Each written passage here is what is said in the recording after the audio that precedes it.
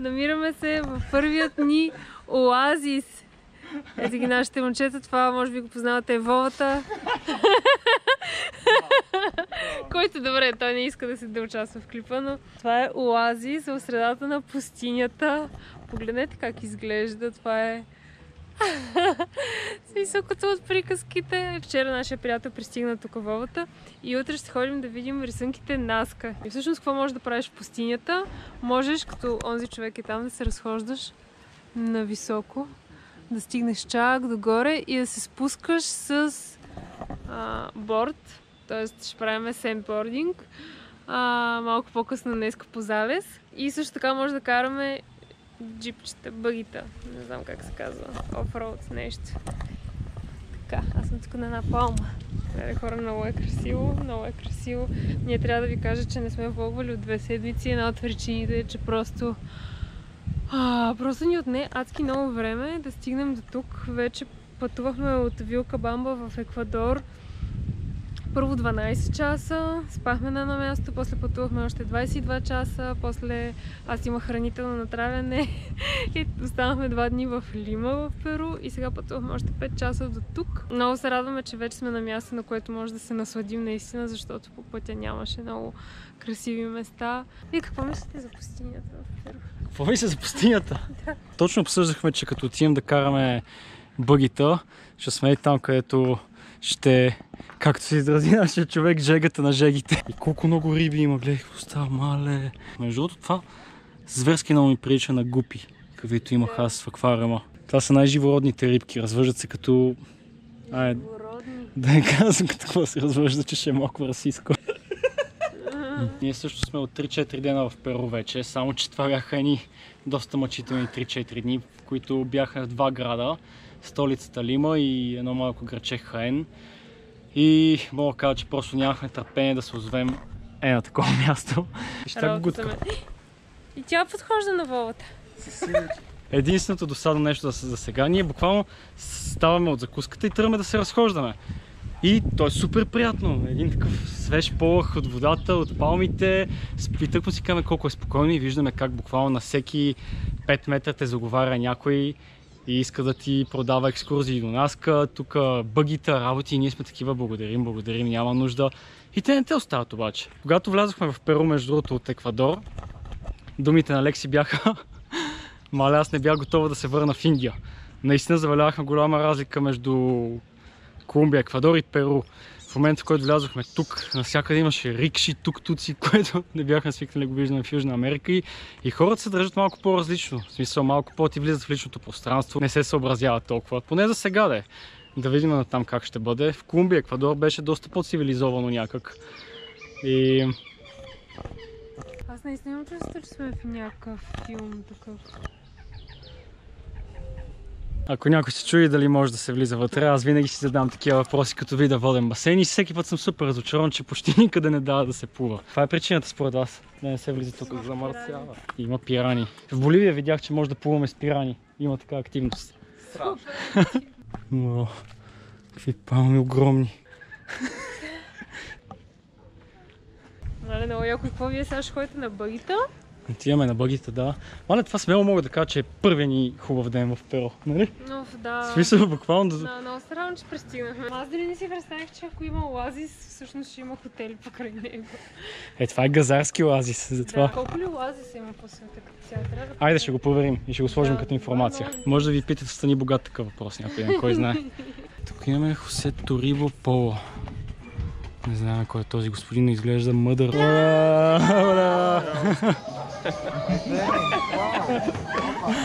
Ok, señor, vamos a volver en 5 minutos, ¿sí? Bueno, hermano, vamos a ir con tuk-tuk arriba. Con coche. Bueno. ¿Y cómo se llama usted? Yo me llamo Roy. Roy? Mucho gusto, soy Martin.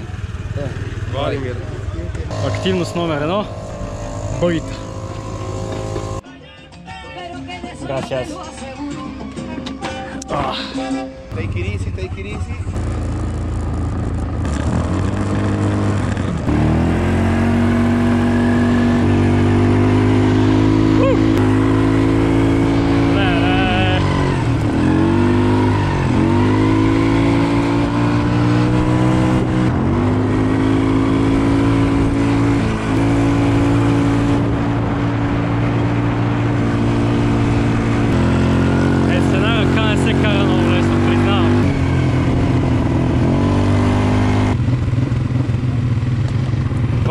понеже много дрифти, изкъса ремъка. Как беше, извинявай? Пердоне. Perdone.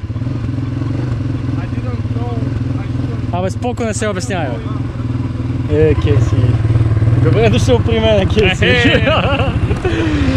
Знаеш какво, сега ти ще снимаш, брат. Дай му газ. Бейби!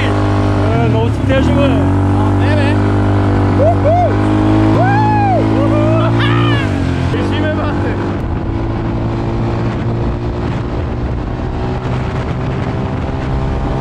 Не спирай само много рядко.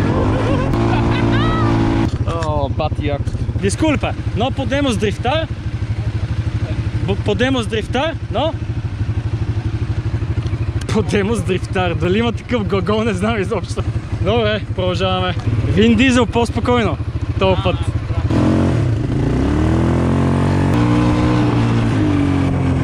Леле, как се кара с една ръка, хора?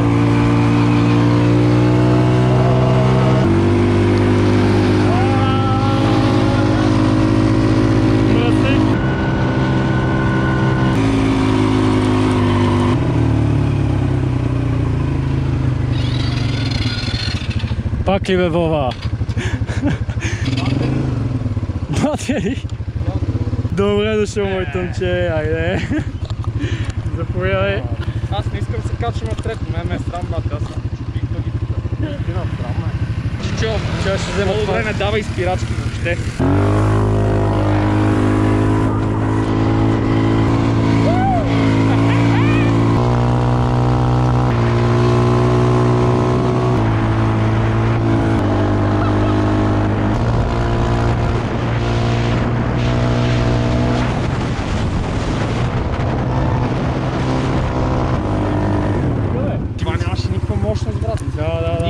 Бате, ти си безпощаден звяр просто. Айде, трети опит. Как е това?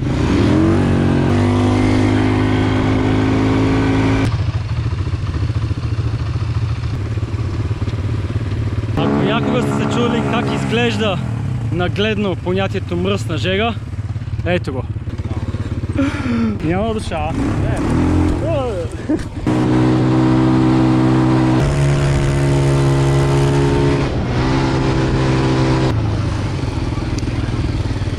Тук ще да има тежко блъскане. То направо ми спря гъста, аз това викам, че избуши нещо и направо спря гъста. А на мене при скока с коляното щупих от пластмасата на бъгито и тя фръкна.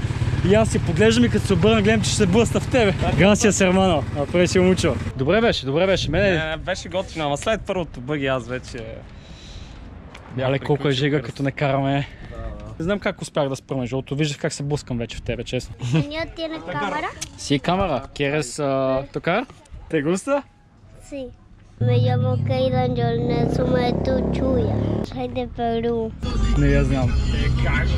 ¿Cómo se llama usted, señora? Janina. Janina, mucho gusto. Soy Martín. Martín Vladimir. Sí. ¿Y cómo es la vida acá? ¿Buena, tranquila o...? ¿Y qué es tranquilo? ¿Pero cada día es tan caluroso o...? Sí, Oh. todo el año hay sol. No hay nieve. Acá no. Tu país sí. Sí.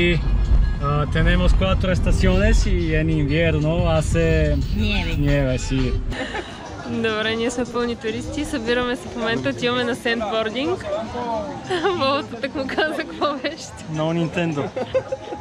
Искаше да каже, че не разбира, защото това е едно от нещата, които го научихме да казва, което е No Entiendo и той каза No Nintendo. Bueno, Айде, Мартин. vamos. Sí, después vamos a volver, sí. Както каза Вовата, този човек не знае какво го очаква. Марти ще го натиска още за цената за рисунките Наска утре. Ами той такъв на само идвам, нали? И той, аз съм готов за сендбординг и съм решил после да му обяснявам, да си говорим с Анти. И той такъв, Наска е.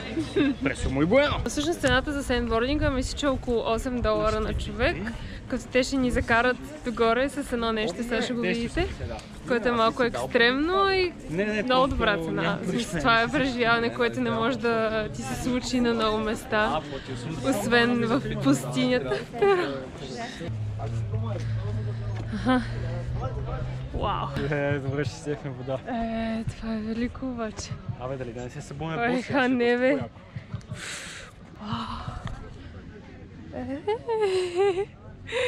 Между другото, една от мечтите ми беше да отида в пустиня. Да ти се сбъдва мечта, се едно сънуваш по принцип. Не можеш много да го осъзнаеш. Виж пясъка как се върти там. Там вляво, виждаш ли? Никога не съм виждала такива колички. Ти коя искаш? Аз тази зелената ме кефи. Зелената количка, точно когато ти искаш ли виж? Леко е. Какво си изненадаш? Ще стане нави, бе. Боба, брат, Лекси ме пита коя количка искам за нас и аз отдалече видях тази, викам зелената и как не я попана. Тясно е. Тръгваме.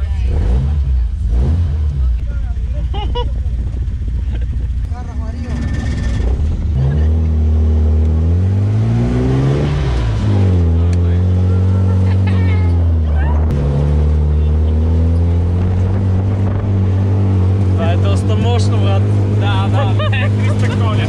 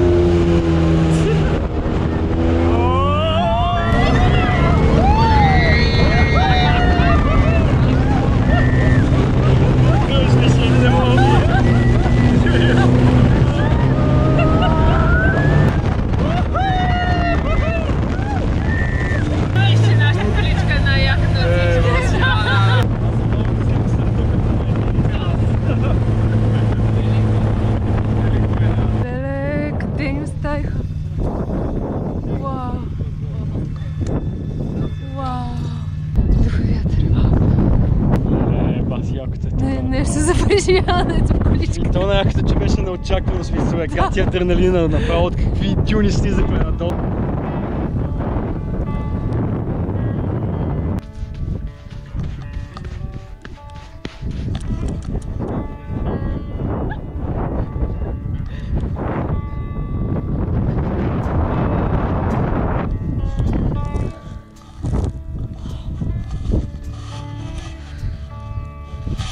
Сещате ли се за една сцена във филма на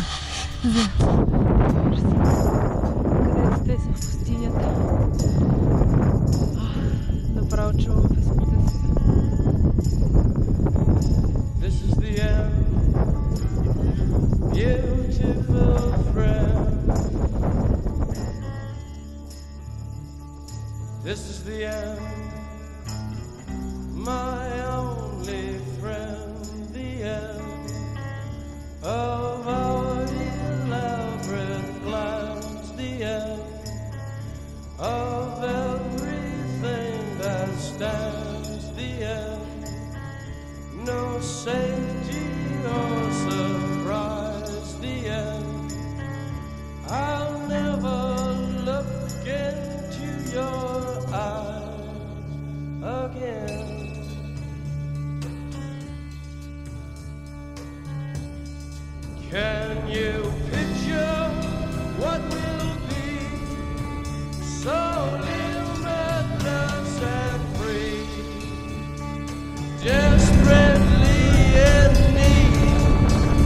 some stranger's hand in a desperate land.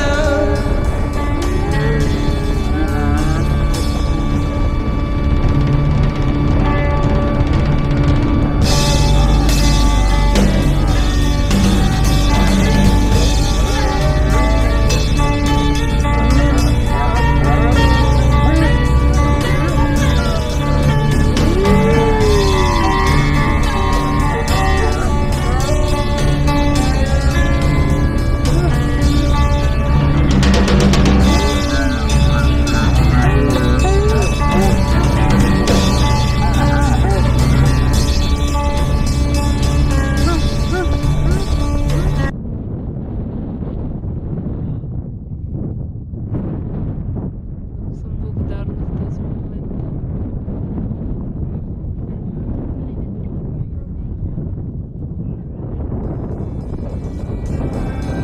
Waiting for the summer rain.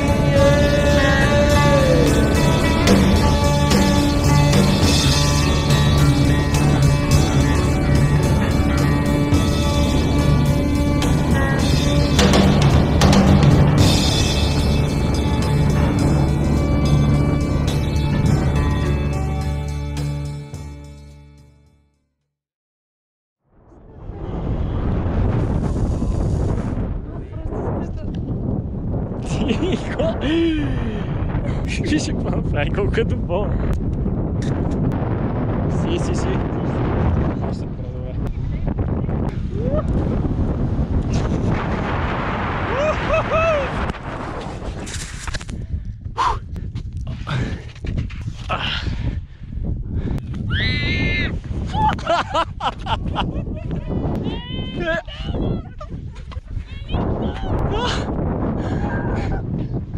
Шампионе!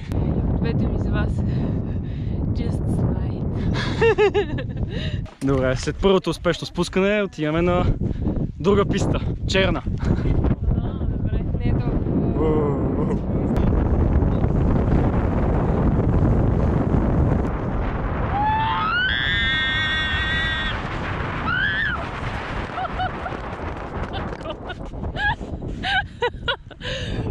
Боже!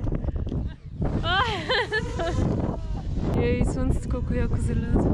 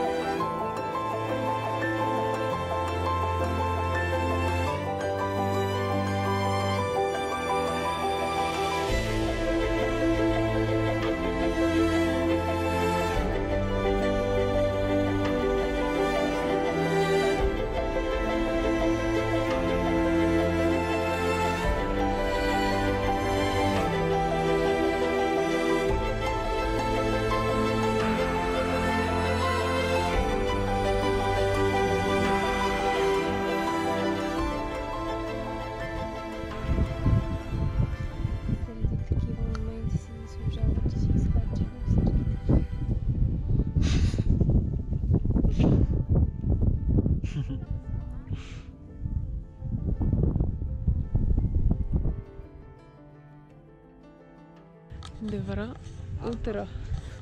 Ето го там изгревчето и двама доволни сендбордисти. Вчера ни заведоха на едно нещо, което си мислехме, че ще бъде сендбординг, но се оказа парзаляне по ученически дъски. Няма да се предадем, хора. Малко ни метнаха вчера, но нека го отдадем на мискомуникацията между Пак беше доста между забавно, но не беше това, което се очакваше. Аз с сноуборда ли? Я дай на Бобата да каже той какво мисли. Ако иска. Си говорим. И така, и сега крайна сметка, ето, взели са си дъските и ще се ходи на сетбординг. Вече сме по-близо до истината. Отново не знаем какво правим. О, пете го слънцето, добре, супер. Тега, малко, поне веднъж ще го качим. Няма как. Да, наклонът е сериозен, не знам дали си личи, ето така, може би.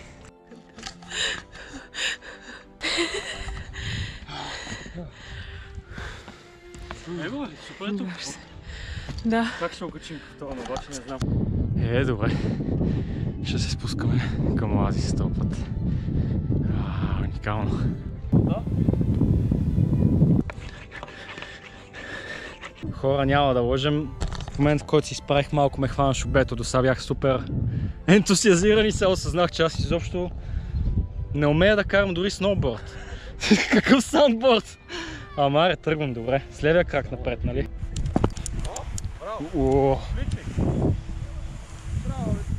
Чакай се. Аз не мога да обърна на ляв, това е лошото.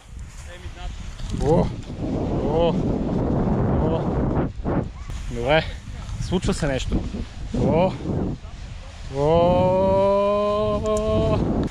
Ще го бъде, не е толкова зле.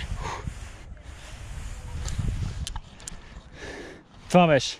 Ще пуснем малко дрона сега да снимаме хората, които наистина могат да се спускат адекватно, а не като мене. Интересно е. Тъпото е, че ние си платихме за този сандборд и очаквахме да пускаме много пъти. Само че, като се заговорихме горе с нашото момче в някакви дълбоки размисли 2 часа, затова ще го пуснем само веднъж и няма да се качаме повече, защото след 1 час трябва да тръгваме към рисунките Наска, където ще летим със самолет над тях. И така, това ще ни е пускането за днеска. Ама нищо. Дори да съм платил тия 25 перуански сола за хубавия разговор, който имахме горе, мисля, че е доста по-ценен от сандбординга, така че айде, пускаме дрона.